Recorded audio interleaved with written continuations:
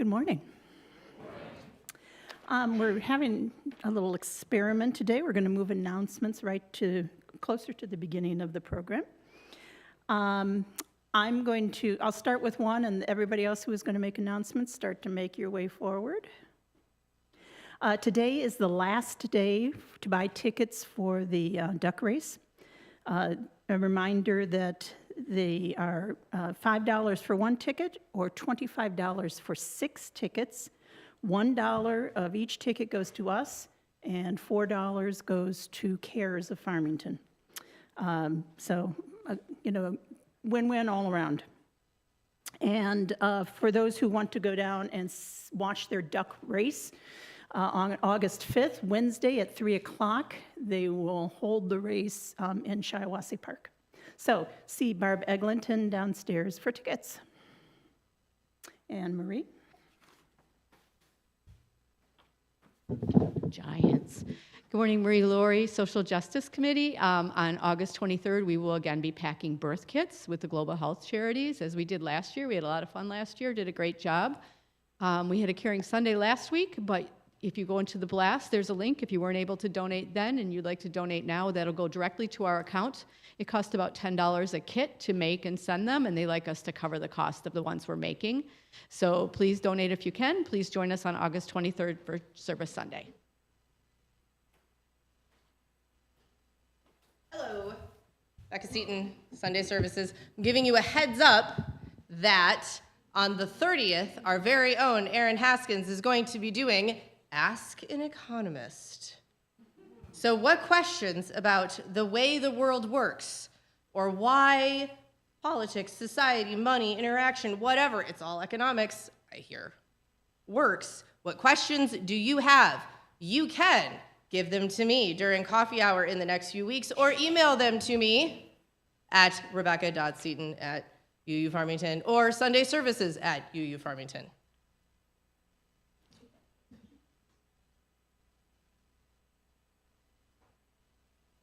Hello, Jesse Sanchez. I just had a favor to ask. I'm here and I set up coffee hour, but if somebody could volunteer to help clean up coffee hour after it's over, that would be great.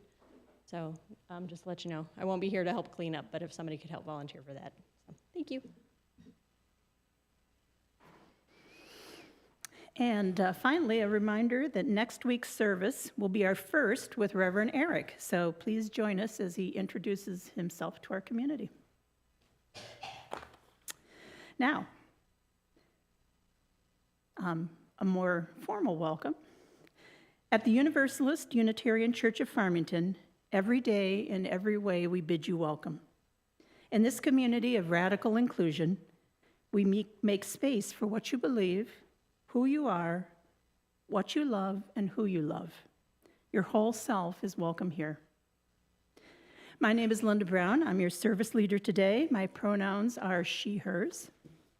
Thank you for spending your Sunday morning with us, whether enjoying the services here in person or watching online. I'd like to extend a special welcome to any visitors today. We are so glad that you're here to join us. Please take a moment now, which I didn't do, to silence any digital devices you have nearby and bring your attention to this time together. We begin our service by lighting the chalice, which is the symbol of the faith that we share with the words from our mission statement. Please join in reading our mission statement in unison. We seek answers everywhere, include everyone, live with compassion. For our opening hymn, please rise as you are willing and able for number 291, Die Gedanken sind frei, sorry.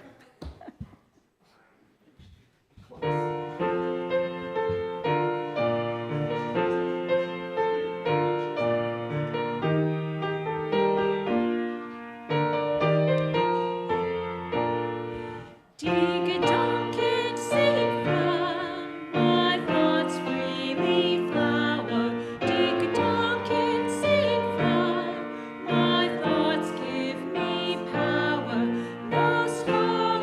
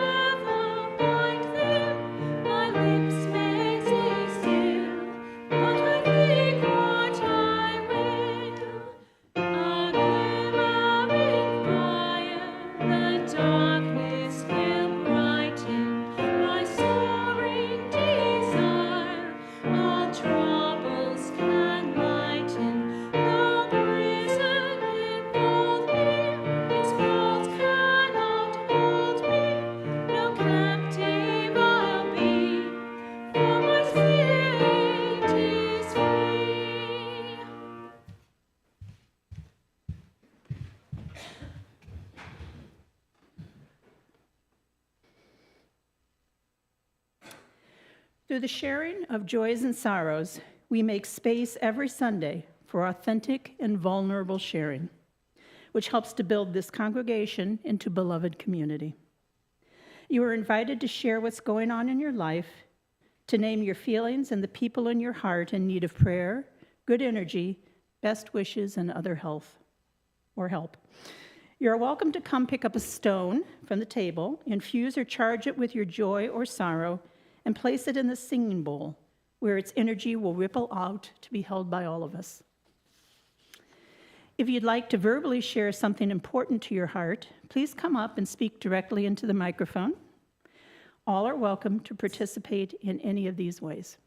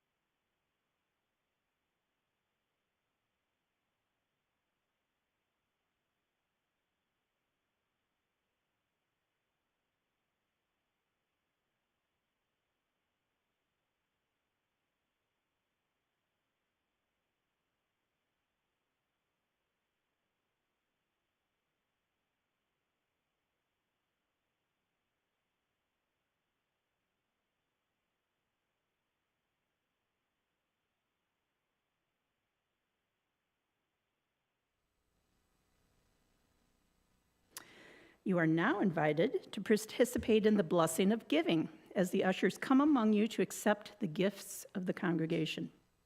You may also give to UUCF online via the QR code on the back of the order of service. The morning offering will now be gratefully received.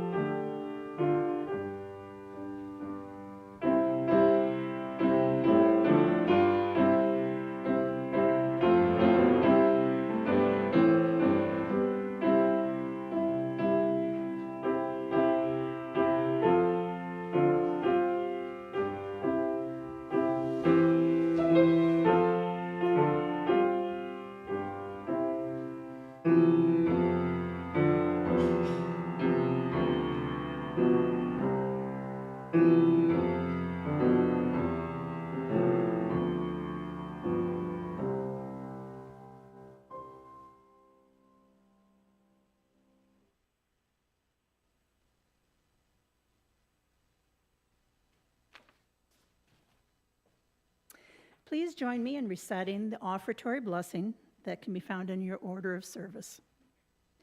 To the work of creating beloved community within and beyond these walls, we dedicate ourselves and our offerings.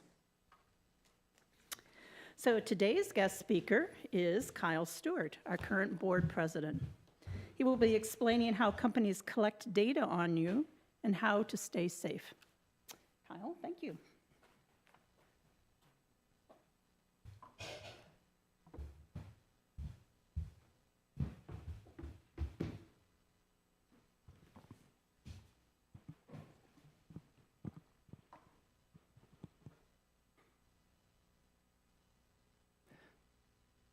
Science fiction has long been a vehicle for exploring topics around privacy and surveillance because those topics are intertwined with the rapid advance of technology. With each new technological advance comes the possibility that it will be used to erode our privacy. The smartphone transformed our relationship with computers, but has become a tracking beacon that we willingly carry with us. Social media connects us together in an interlocking web of relationships, but turns our individual behavior into a product to be sold to advertisers. I don't claim to be an expert in surveillance technology, in constitutional law, or digital advertising. I'm simply a technology-minded person who came of age in a post-9/11 environment of things like the Patriot Act. I initially became interested in the intersection of privacy rights, surveillance, and technology as a journalism undergrad, and later as an IT grad student. And today, more than ever, I see our rights being infringed by bad faith actors working invisibly across government agencies and corporations. George Orwell's novel 1984 looms large in discussions about the surveillance state. In it, the government of Big Brother uses techniques like televisions that can watch you, hidden microphones, and facial recognition that monitors for emotional response. Despite the frequency that 1984 is mentioned by the media, we aren't living in the world of Big Brother. Not exactly, and not quite yet. The government isn't monitoring us for face crimes, but images of us are being captured for countless purpose. The cameras aren't able to detect our emotions, but ICE can use facial recognition to check immigration status. There aren't hidden microphones everywhere, but there are government agents wearing smart glasses that covertly record you. Televisions that watch us is just over the horizon, but the Border Patrol is using automatic license plate readers to track and detain people today. Many of you have driven by the Islamic Center of America in Dearborn. American Muslims have been dealing with encroaching government surveillance since 9/11, and it should be no surprise that recent advances in technology have enabled even broader violation of rights. Each of these dots represents a phone, nearly 9,000 in total over a 2-year period. This is a screenshot of a tool created by the company Babel Street, which sells it to federal agencies like ICE. Someone using this tool can select a specific dot and see where that phone has traveled, to the owner's home, school, job, house of worship. Babel Street collects publicly and commercially available information about all of us, especially the location data from our phones. By purchasing this data, law enforcement bypasses the need to obtain a warrant that they would otherwise need to access our cell records. How did this happen?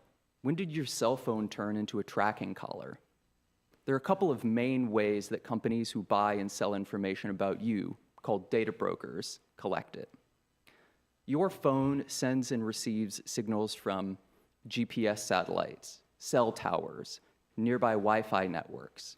Through various mechanisms, these signals carry information that can be identified as coming from your specific phone. This information ends up in the hands of data brokers who gather it from many sources to create a detailed profile of your behaviors, physical and digital.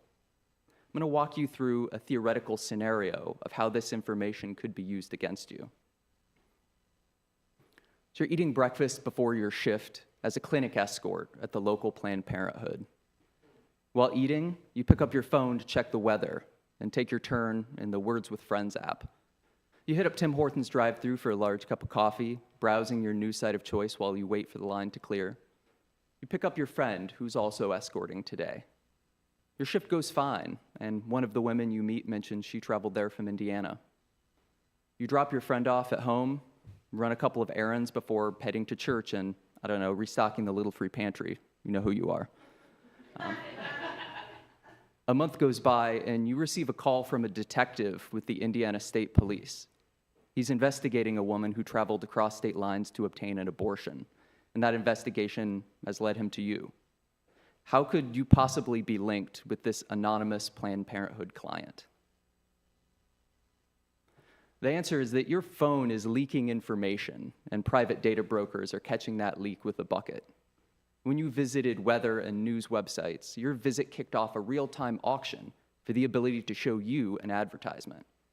That auction can feature your exact physical location, your actual or probable demographics, tags describing what you were looking at the time that the ad showed, and more importantly, a unique ID that travels with you across the advertising world. Over a series of steps, that data is sent to dozens or hundreds of parties involved in the auction. A data broker observes this auction, declines to bid on the ad, but they do log all of the information shared with them and add it to their collection. Your phone, for all intents and purposes, is you. The data brokers may know where you live, which Tim Hortons you prefer, the topics of the news articles you read, and that you spent 4 hours in the parking lot of a location tagged as a reproductive healthcare facility. They infer a relationship with your friend because your phones are linked together by physical proximity over time. They know which church you attend and how often. It's not just advertising that's to blame for this either. The Words with Friends app that you installed a while back asked you to always allow access to certain information, including your precise location.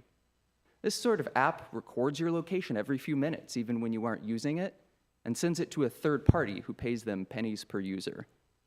The data broker purchases this and combines it with the advertising data and other public data sources. They've created a profile of you that tells the story of your life, what you do, where you go, and who you spend time with. There are many potential buyers for this profile, which include companies like Babel Street, who use these profiles to build tools for law enforcement. It's this sort of tool that the detective from the Indiana State Police used to track our hypothetical abortion seeker and associate them with you and your local Planned Parenthood.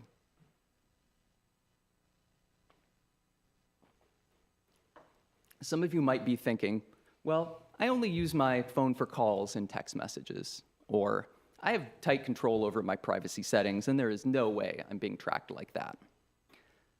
In spring of 2025, a woman in Texas had an abortion using legally obtained, self-administered medication. And 2 weeks later, her romantic partner reported the abortion to the Johnson County Sheriff's Office.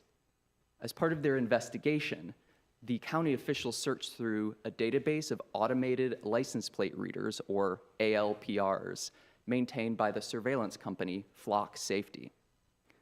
These readers take a picture of nearly every vehicle that passes by, storing the license plate number, time, and location in a massive searchable database.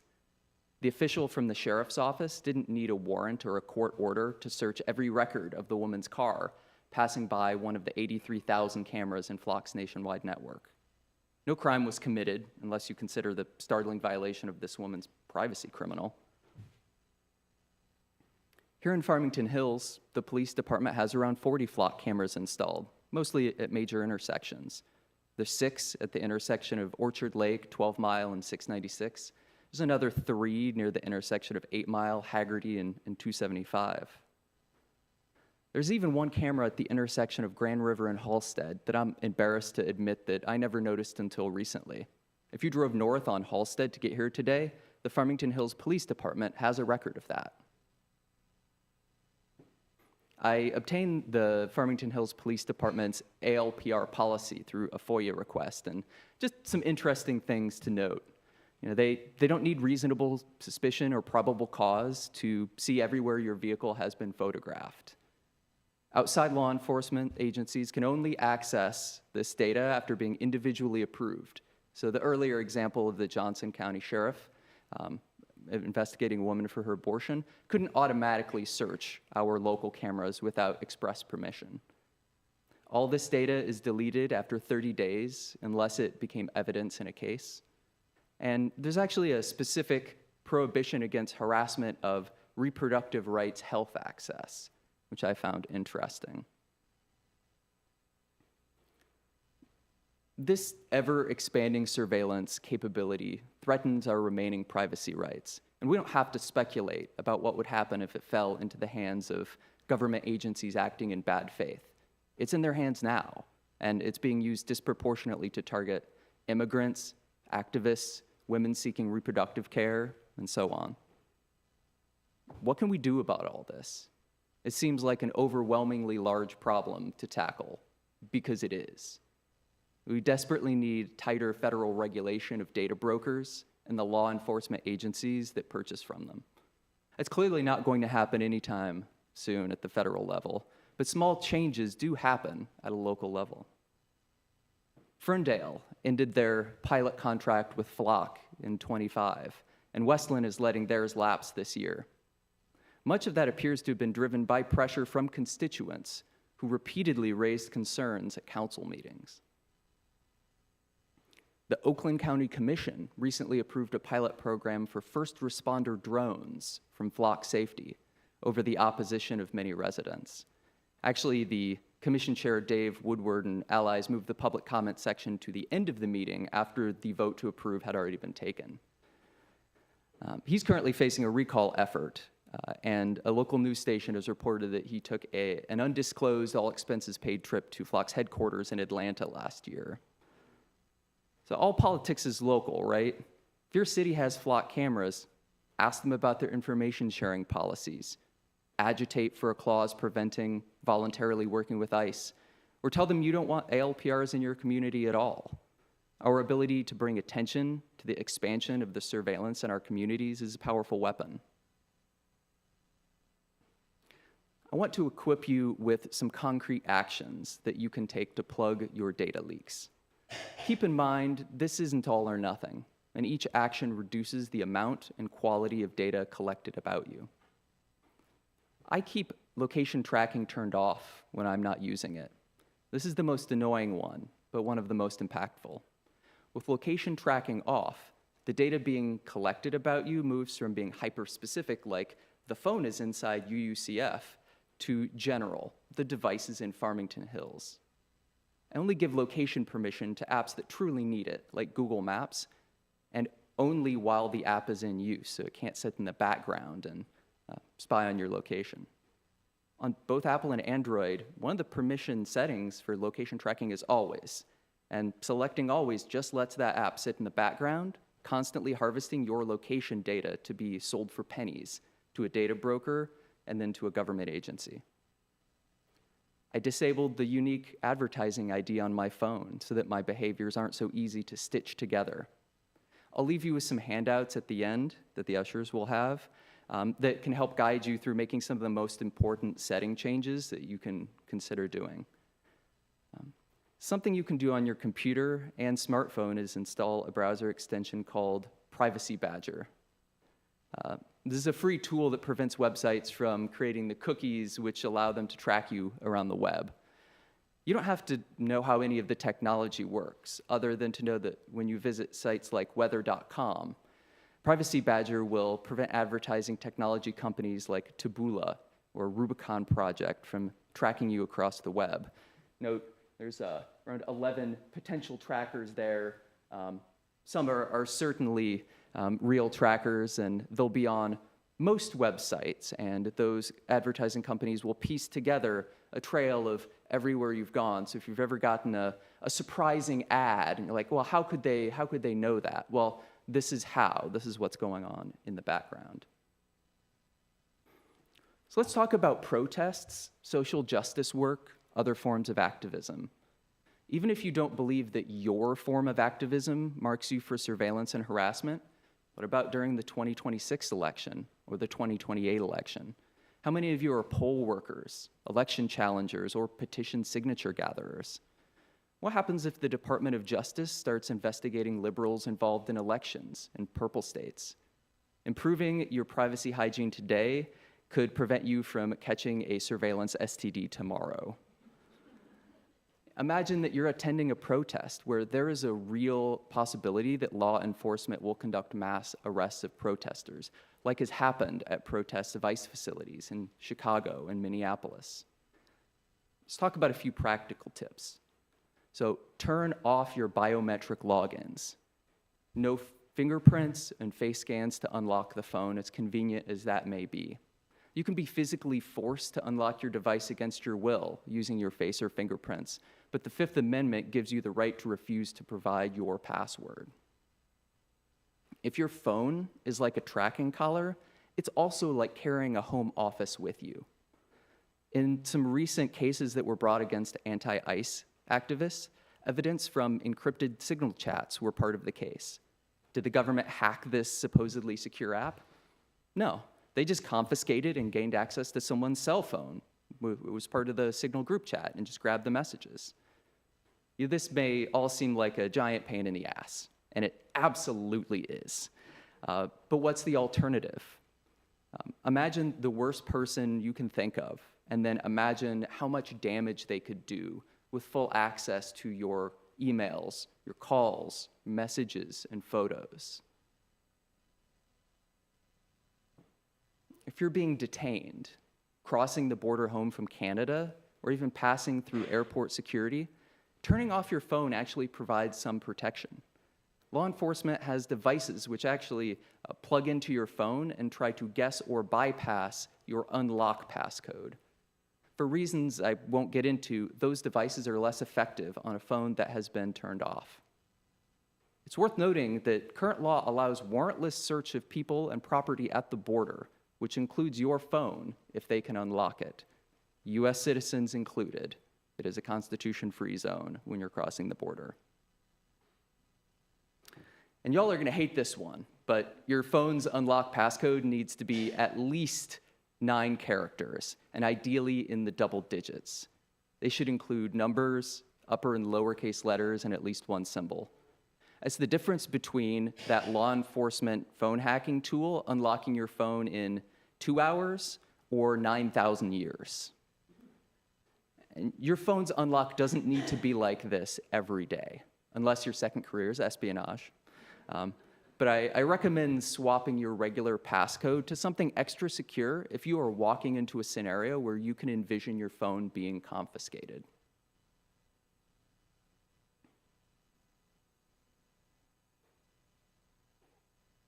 When you take photos, various pieces of data are logged about the image and travel with the file.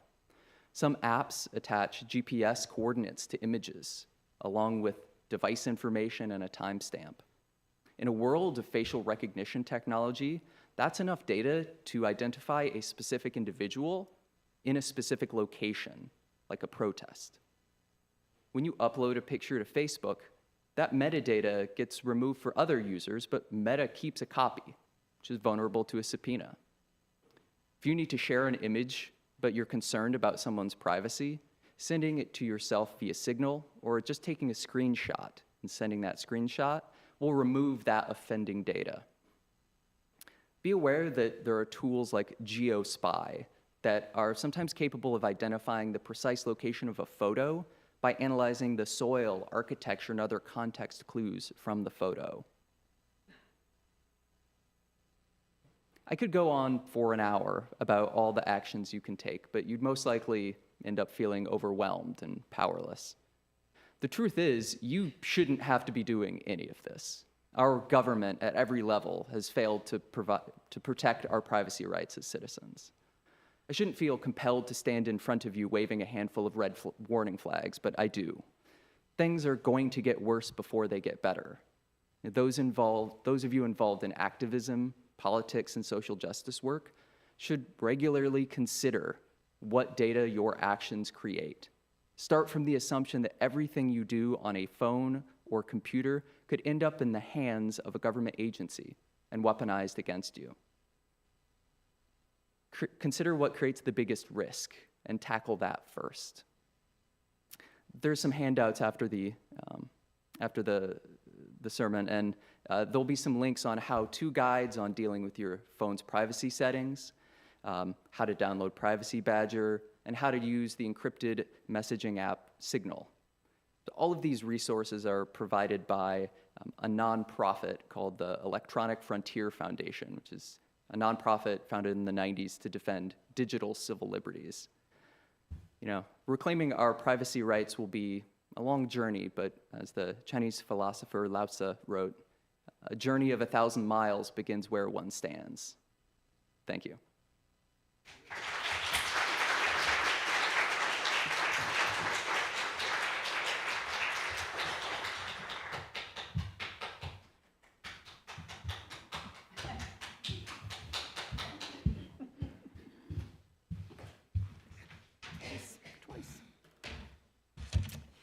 Please rise as you are willing and able for hymn number 1064 and your teal hymnal, Blue Boat Home.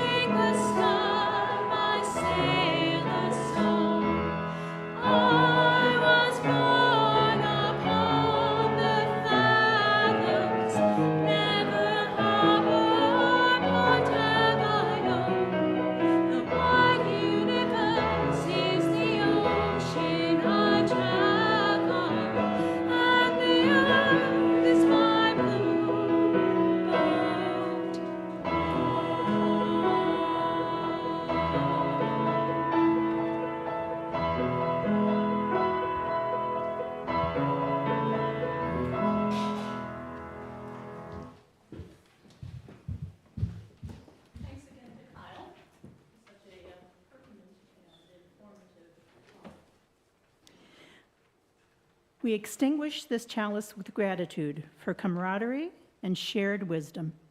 May we continue to support each other and our wider community.